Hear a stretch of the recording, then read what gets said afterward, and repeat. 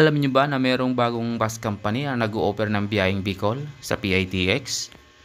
Walang iba kundi ang DMMC Travel and Tours Incorporated.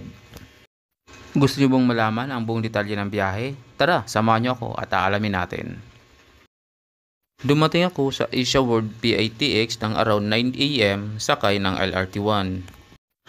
At pagkababa natin sa PITX ay agad na tayong pumasok sa loob.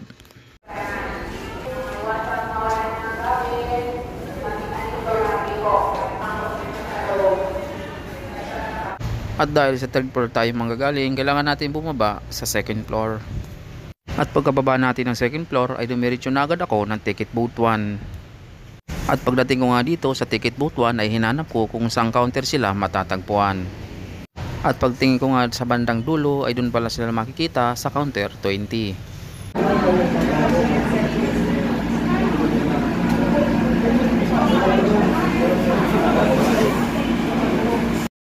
Ang pamasahe pala ng DMC Travel and Tours from PITX ay nagkakahalaga ng 1,000 pesos papuntang Naga at 1,100 naman ang papunta ng Iriga. At sa may mga katanungan pa na hindi makakapunta ng PITX, tumawag lang po kayo sa number na ilalagay ko.